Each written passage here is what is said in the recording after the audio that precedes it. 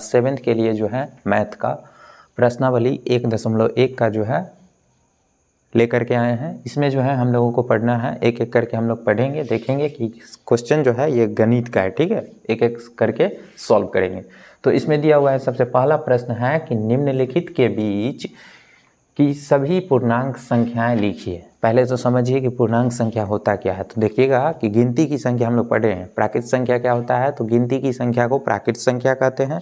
उसी प्रकार से है कि गिनती की संख्या में ऋणात्मक और धनात्मक तथा उसी के साथ जीरो को शामिल किया जाता है, तो जो संख्या हमें प्राप्त होती है उसी को हम कहते हैं, डियर बच्चा याद रखिएगा, उसको कहते हैं कौन सी संख्या, ये पूर्णांक संख्या, ठीक है। तो हम लोगों को इसमें मतलब पूछ रहा है क्वेश्चन कि निम्न के बीच की सभी पूर्णांक संख्याएं लिखिए। तो इसमें दिया हुआ है कि -5 और 5 के बीच, -5 और 5 के बीच सभी पूर्णांक संख्या को लिखिए। तो चलिए एक एक जो भी प्रश्न है इसमें एक एक प्रश्न को हम सॉल्व करने वाले हैं, ठीक है, वीडियो पर बने रहिएगा। तो इसमें जो है सबसे पहला प्रश्न है कि -5 और 5 के बीच।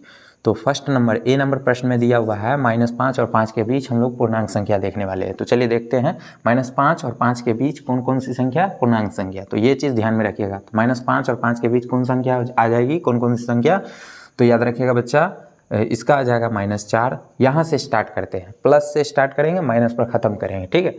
तो यहाँ से स्टार्ट करते हैं, क्या 4 3 3 2 1 ख़त्म, ठीक है। अब इसके साथ ही साथ आता है एक और 0 0 और उसके बाद आता है -1 -2 -3 -4। ये चीज़ ध्यान में रखिएगा। आप चाहे तो इसको ऐसे भी लिख सकते हैं, -4 -3 -2 -1 0 1 2 3 और 4। फाइनली जो है यही मेरा रिजल्ट आएगा, ठीक है। तो -5 और 5 के बीच जो भी पूर्णांक संख्या है यही मेरा आंसर आएगा, ठीक है। अब उसके बाद आता है बी नंबर में, है कि बी नंबर में -2, ठीक है। पहले क्वेश्चन उतार देते हैं, उसके बाद समझ में आ जाएगा, ठीक है। तो -2 और 8, ठीक है, -2 और 8 के बीच सभी पूर्णांक संख्या को देखेंगे। तो इसमें दिया हुआ है -2, तो -2 से पहले क्या आता है, -1, ठीक है। अब आता है 0, फिर वापस 1 2 3 4 5 6 और 7 ख़त्म। यानी यहाँ तक जो है याद रखिएगा कि -1 0 1 2 3 4 5 6 और ये लास्ट 7 तक, ठीक है। यहाँ आपसे पूछा गया था कि -2 और 8 के बीच सभी पूर्णांक संख्या को लिखने के लिए। तो वही चीज़ है, -2 और 8 के बीच कौन कौन सी संख्या आ जाएगी बच्चा, तो -1 0 1 2 3 4 5 6 और ये फाइनली 7। अब आता है सी नंबर प्रश्न है। तो सी नंबर प्रश्न में है क्या, सी नंबर देख लेते हैं, एक सेकेंड। सी नंबर प्रश्न है कि -6 और -2 और 2, देखिए दोनों में माइनस दिया हुआ है, ये चीज़ ध्यान में रखिएगा कि दोनों में माइनस दिया हुआ है। तो स्टार्ट करेंगे इधर से, ठीक है।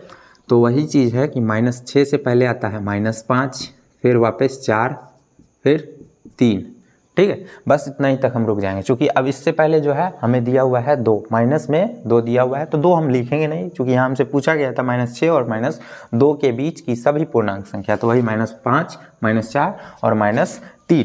ठीक इसी प्रकार से डी नंबर भी प्रश्न है। तो आप लोग से मतलब जो है एक गुजारिश है कि आपका मतलब जो भी होगा इसका आंसर आप लोग कमेंट बॉक्स में कमेंट करके बतलाइएगा। ऐसे हम बतला ही देते हैं, इसका आंसर क्या हो जाएगा, डी नंबर का है। तो डी नंबर हम उतार देते हैं पहले प्रश्न और उसके बाद देखते हैं। तो -4 और -10 के बीच, -4 और -10 के बीच सभी पूर्णांक संख्या। तो याद रखिएगा बच्चा, इसका आ जाएगा क्या, इसका आ जाएगा, देखिए यहाँ -4 तक ही लेना है। तो स्टार्ट करते हैं -9, क्या हो जाएगा -9, उसके बाद -8 -7 -6 -5, बस चूँकि यहाँ हमें -4 दिया हुआ है, ठीक है।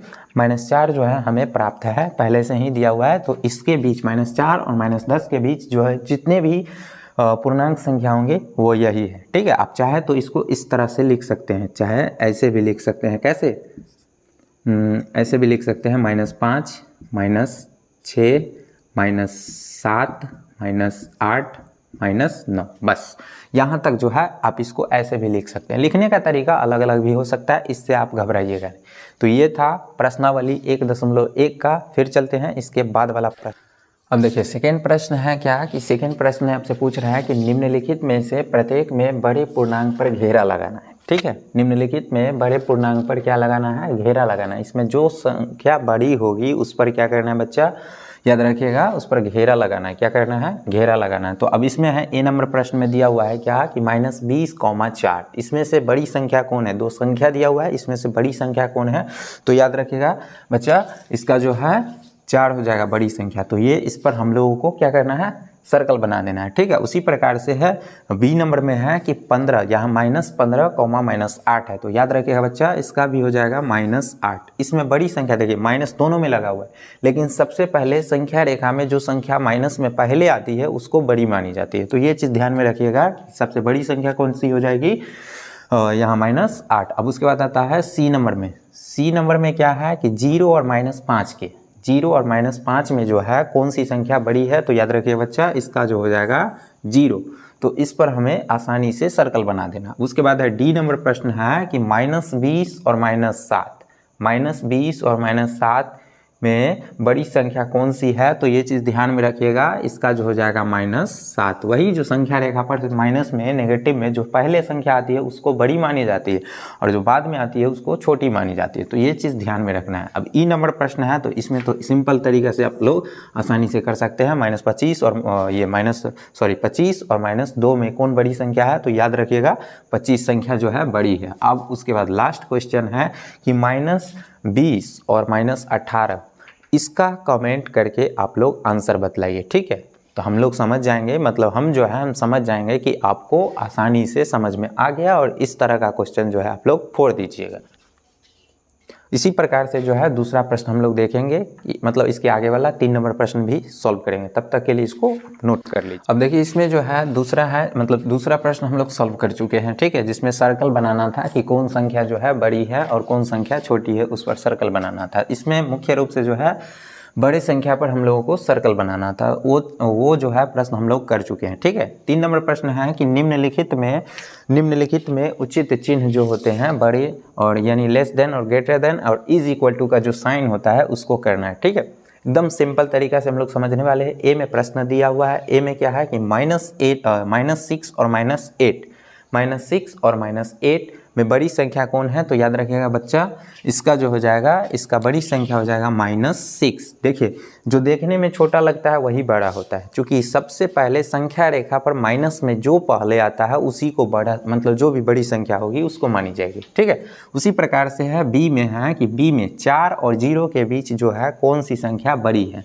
तो याद रखिएगा बच्चा, 4 जो है बड़ी संख्या हो जाएगी और जिस साइड मुंह बंद रहता है उसको छोटी संख्या मानी जाती है और जिस साइड मुंह खुल गया उसको कहते हैं बड़ी संख्या, यानी क्या हो जाएगा? बड़ी संख्या। तो उसी प्रकार से सी नंबर में है कि -15 और 2 में कौन सी संख्या बड़ी हो जाएगी? तो याद रखिए बच्चा, इसका जो हो जाएगा 2 बड़ी संख्या हो जाएगी। अब आता है क्या कि -50 यानी -50 और -54 + 4 यानी -50 और -54, यानी यहाँ पर देख सकते हैं कि दोनों में घटाइएगा ना, घटाने के तत्पश्चात यानी बाद 54 में से 4 क्या है? यहाँ माइनस में दिया हुआ है, यहाँ प्लस में दिया हुआ है। दोनों में से हम घटाएंगे तो दोनों क्या है? संख्या बराबर हो जाएगी। चूँकि देख सकते हैं यहाँ -54 दिया हुआ है +4, तो इसमें से घटाएंगे तो वही चीज़ आएगा माइनस नेगेटिव में 50। तो यही चीज़ है कि इसका जो संख्या होगा बराबर, दोनों जो है साइन बराबर हो जाएगा। अब आता है ई नंबर में है कि 25 और ये 25 दोनों संख्या क्या है? एक दूसरे के बराबर है, तो ये संख्या जो हो जाएगा बराबर का साइन देगा। ठीक है, अब आता है ई हो गया है। अब एफ नंबर आता है।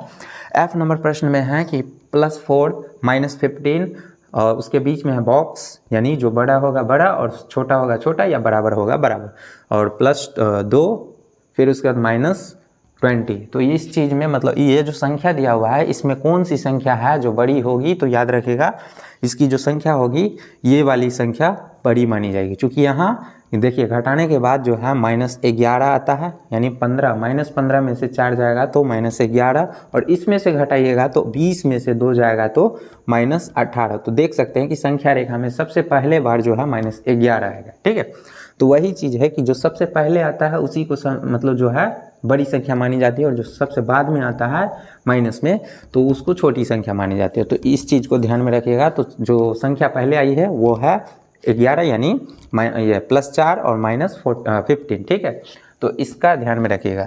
इसके बाद आता है 4 नंबर प्रश्न हम लोग देखने वाले हैं। 4 नंबर प्रश्न क्या है, अब देखिए यहाँ पर दिया हुआ है कि 4 नंबर प्रश्न हमसे 4 नंबर प्रश्न पूछ रहा है क्या चीज़ कि नीचे दिए गए पूर्णांकों को बढ़ते क्रम, यानी बढ़ते क्रम कहने का मतलब क्या है कि छोटा से लेकर के सीढ़ी पर जैसे हम लोग चढ़ते हैं उसी प्रकार से स्टेप बाय स्टेप जो चढ़ते हैं ना, तो उसी हिसाब से जो बढ़ते क्रम में हम लोग जाते हैं ऊपर की ओर, वही हिसाब यहाँ पर लगाना है क्या कि बढ़ते क्रम में सभी पूर्णांकों को लिखना है। तो देखते हैं यहाँ पर क्या है कि सबसे पहले क्या करना है, जो सबसे पहले बड़ी संख्या जो होगी उसको नेगेटिव के अनुसार, ठीक है, तो इसमें नेगेटिव के अनुसार सबसे बड़ी संख्या कौन है, -8 जो ज़्यादा कर्जा में डूबा हुआ है। ठीक उसी प्रकार से है -5, ठीक उसी प्रकार से है -2।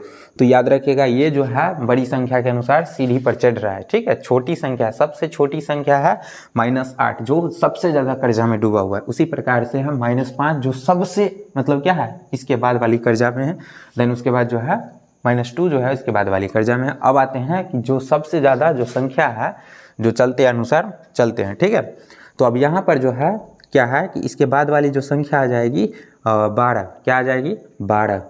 ठीक है, उसके बाद है 15, फिर 20, यानी कुल मिलाकर के -8, -5, -2, 12, 15 और 20 ये जो संख्या है बढ़ते क्रम में इस प्रकार से सज जाएगी। ठीक है, देन उसके बाद है बी नंबर। ठीक उसी प्रकार से प्रश्न दिया हुआ है कि नीचे दिए गए पूर्णांकों को बढ़ते क्रम में हम लोगों को क्या करना है, लिखना है। ठीक है, तो उसी प्रकार से हम लोग जिस प्रकार से ए नंबर लिखे हैं उसी प्रकार से बी नंबर का भी सॉल्व करेंगे। तो देखते हैं इसका भी क्या हो जाएगा, इसका भी वही चीज़ हो जाएगा। क्या बच्चा, इसका ध्यान दीजिएगा। ठीक है, इसका भी मतलब सबसे जो छोटी संख्या जो पहले माइनस में जो आती है उसको हम पहले लिख देते हैं। तो देखिए सबसे पहले जो है -15 है जो सबसे ज़्यादा कर्जा में डूबा हुआ है, -15। देन उसके बाद -4, फिर उसके बाद -2 और उसके बाद फिर क्या 0, और उसके बाद कौन सी संख्या आ जाएगी 5 होगा यहाँ, 6 नहीं 5, और उसके बाद आती है 8। ये चीज़ ध्यान में रखिएगा। तो ये जो है -15, 4, -2, 0, 5 और 8 ये जो है सीढ़ी के अनुसार जैसे हम लोग स्टेप पर चढ़ते हैं सीढ़ी पर, ठीक उसी प्रकार से जो है -15, -4, -2, 0, 5, 8 ये जो संख्या है बढ़ते क्रम के अनुसार चल रही है। ठीक है, अब आता है 5 नंबर। आज का जो है 5 नंबर क्वेश्चन जो है लास्ट टॉपिक रहेगा मेरा। ठीक है, तो इसको जो है आप लोग कर लीजिएगा। ठीक है ना, नीचे दिए गए पूर्णांकों को यानी पूर्णांकों की नीचे दिए गए पूर्णांकों की अगली संख्या लिखिए। नीचे दिए गए पूर्णांकों की अगली संख्या क्या हो जाएगी बच्चा, याद रखिएगा। तो देखिए इसका जो है सबसे अगली संख्या मतलब आने वाली जो संख्या होगी याद रखिएगा क्या हो जाएगा, इसका हो जाएगा 17, माइनस में 17। इसके पहले वाली जो संख्या है माइनस में 17, चूँकि -18 जो है कर्जा में बहुत ज़्यादा है तो इसके पहले वाली जो संख्या है अगली संख्या -17 हो जाएगी। ठीक, बी नंबर प्रश्न में है कि बी नंबर प्रश्न में क्या है बच्चा, ध्यान दीजिएगा। 15 के बाद क्या आती है तो 16 यहाँ 16 लिख देंगे। उसके बाद सी नंबर प्रश्न है। सी नंबर प्रश्न में है क्या कि यहाँ पर -20 दिया हुआ है तो इसकी अगली संख्या कौन सी हो जाएगी, मतलब जो 19 के बाद 20 आती है तो वो सबसे ज़्यादा कर्जा में डूबा हुआ है तो इसकी अगली संख्या जो है -19। ठीक है, देन उसके बाद 18 नंबर मतलब ये डी नंबर प्रश्न है कि डी नंबर में 18 के अगली संख्या कौन सी है, तो याद मतलब यहाँ ध्यान दीजिएगा। यहाँ पर 18 के बाद वाली जो संख्या हो जाएगी 18 के बाद 19, क्या है 19, और उसके बाद आता है -5। तो -5 के मतलब जो अगली संख्या है ये हो जाएगी, इसका चाहे तो आप लोग कमेंट करके बताइए, बहुत आसान क्वेश्चन है, आप लोग कमेंट करके बताइए। उम्मीद करते हैं कि आप लोग समझ में आ गया होगा। ठीक है, आप लोगों को समझ में आ गया होगा। चाहे तो इसका आप क्या कीजिए, उतार लीजिए, इसको नोट्स कर लीजिए और बेहतर कर दीजिएगा, ठीक है इसको, ठीक है। यहाँ पर जो है, यहाँ आपसे पूछ रहा था कि इसकी अगली संख्या, तो वही चीज़ है कि -5 से पहले वही -4 आएगा, तो इसको आप कमेंट में करके भी बतला सकते हैं, नहीं तो हम बतला ही दिए। तो वही चीज़ है, -5 से पहले वाली जो संख्या है, मतलब अगली संख्या जो है -4 आ जाएगी। उम्मीद करते हैं कि आप लोगों को वीडियो काफ़ी बेहतर लगी होगी। लगी है अच्छी तो मतलब जो होता है चैनल को सब्सक्राइब और लाइक, वीडियो को शेयर कर दीजिएगा। चलते हैं आज के लिए इतना ही, मेरा आज का सेवा इतना ही तक रहेगा। फिर मिलेंगे नए वीडियो में इससे भी बेहतर और इससे भी बेहतर क्लास में। तब तक के लिए धन्यवाद।